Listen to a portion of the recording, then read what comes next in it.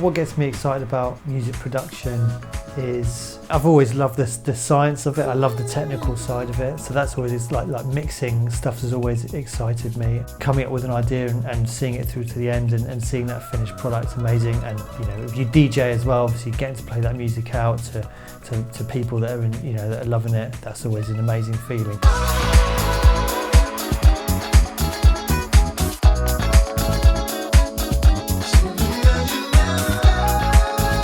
That's really the end game is, if you're a producer that DJs and you're playing kind of club music and producing club music, then that's the end thing, is playing that out to a packed dance floor is an amazing feeling. I also love working with other musicians, and that's something which I think also really, really excites me now is blending live instruments with more programmed stuff, so recording drummers. I record my own percussion a lot of times, so I'll record my own shakers and wood blocks and things like that, and just listening to something and being able to associate a sound with a moment in time and an experience, and maybe meeting up with a mate who's a musician and collaborating on something. That to me is really exciting at the moment, especially is bringing just having more of a kind of a collaborative ethos to it. I think like in a session when you're working with people and especially vocalists, that's almost like as much kind of psychology as it is anything to do with music. You have to keep like the positive vibe in the studio. So as soon as you let someone know that something's not quite going right or you're not getting what you want, then confidence goes. And once confidence is gone, then you just forget about it. It's all about the singer has to feel like, even if I've been in control rooms before where you're trying to get a great take and the singer's not getting it, and when you're off the mic, you're saying to the guy you're working with, like, we might not be able to get this take, but you'd never let the singer hear that, because once they hear you saying that, then they're never going to get it. So you have to make sure you keep like the positive kind of vibe going. And when you're collaborating with musicians, it's generally a lot of the time, like when I'm working with Chris, we just roll the track and we don't necessarily have any kind of preconceived ideas of what we're going to do. It's more just roll the track, see what he comes up with, and then you work out from there, that's kind of, maybe we need something more like that.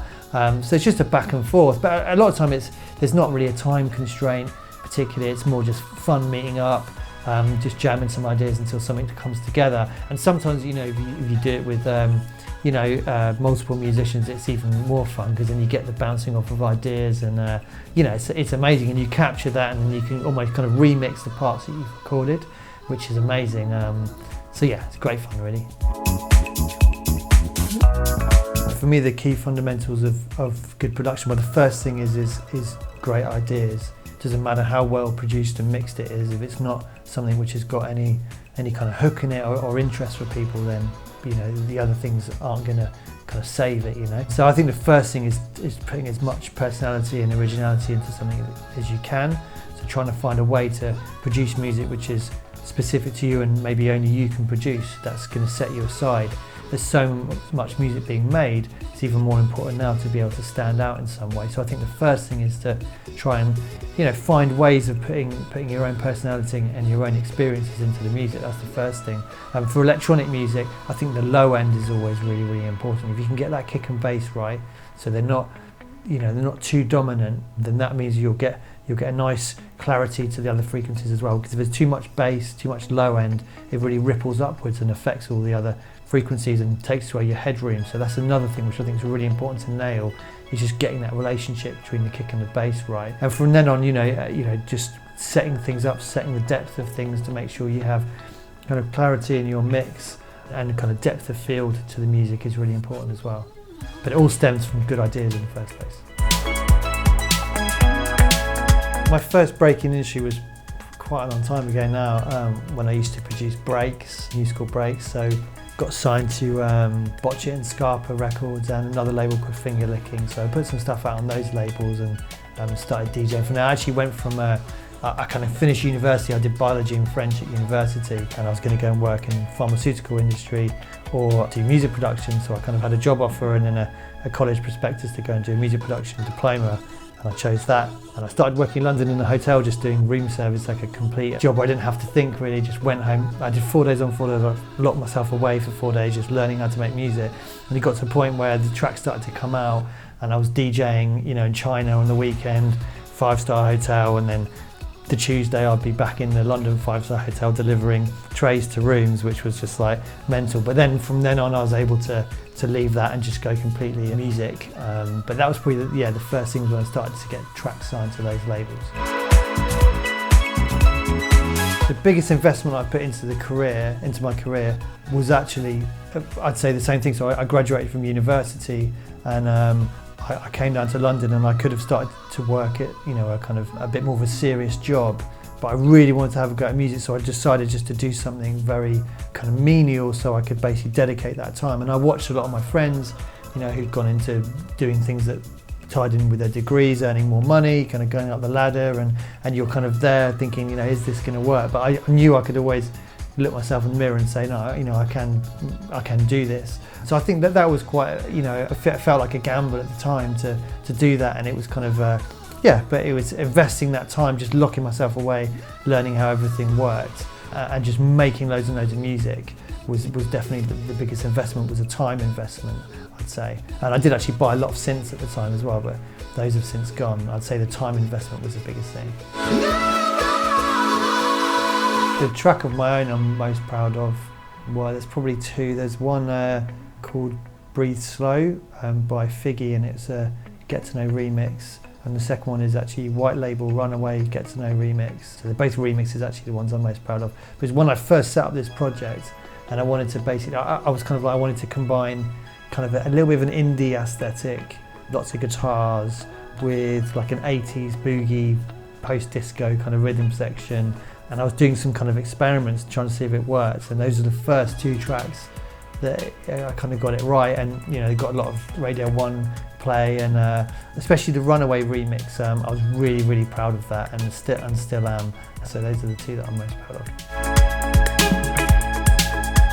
My relationship with CR2 started about 5 or 6 years ago. And actually there was an advert in, I believe, Future Music, or one of the music magazines. They were looking for someone to kind of work on the audio side of things. And I remember I met Mark from the label, and we just got on well at a meeting down in Richmond in London. And he said, what are you doing next week? And I said, we're kind of, pretty free. And he said, can you come to LA? So then the next week I was in LA working on stuff. And then it kind of went on from there. Then we kind of set up Sample Tools by CR2 together to make the sample packs. And then I also work as the mixing and mastering engineer. So any tracks that need to be mastered that come into the label, I master for them. And we also do a kind of service for clients where they can send in their tracks and get them mastered as well. So that's how the relationship started. So I made the sample pack, the Future Disco pack, for Sample Tools, and the guys approached me to do a course on using some of the sounds in the pack to make a track, and I thought it'd be a fun thing to do. I enjoyed talking about music production, talking about mixing, so I thought it'd be a cool thing to do. And also I liked the challenge. We decided to restrict it just to Logic plugins, and I thought it would actually be really tough and really challenging because I'm in a different studio, which is always harder, and not using the usual plugins I would work on. But I thought actually it would be really cool for people to see someone working just with the stock plugins. And also from my point of view, anything which is challenging and scary is usually something which is worth doing, because at the end of it you will have kind of developed your just grown a bit, I suppose, without saying too cheesy. The idea of doing it just appealed, so people can see the sample pack and get to make music on camera. We're going to be working on a track using a sample pack that I produced alongside Chris, who you're going to see later on. And basically we're going to take an original track, a Get To Know track from my project, and we're going to create a club-ready remix. So we're going to take some elements from the pack and show you how you can blend them together to use for sounds in your tracks. And we're going to take some of the stems from the original track and blend them together and just build a track today, basically. In doing that, I'm really going to go through and get into the kind of nitty-gritty technical side of production and mixing and blending these sounds together. So we're going to learn about compression, EQ, reverb, delay, modulation effects. We're going to go through the bus processing, applying some channel strip processing as well. We're going to be going through using the new Logic and the stock plugins in there, so you can learn how to mix using the plugins that are in your own DAW without having to go out and buy whole new suites of plugins. And we're going to take it right through to the end to mastering, so you have a club ready track that you can send out to labels, etc. So what I'm going to try to do as much as possible is show you kind of overarching principles of production, rather than just like check out this compressor on this sound, more like just overall wider, broader ideas of how you use these effects and why you use them, and also tying into kind of the cues that your ear follows to be able to play sound. So you can use compression and EQ to kind of trick the ear into feeling that sounds are close to you or further away or wider or more mono, and that all helps you create depth in your mix. So I'm going to try and as much as possible show you specific examples of wider concepts, I suppose.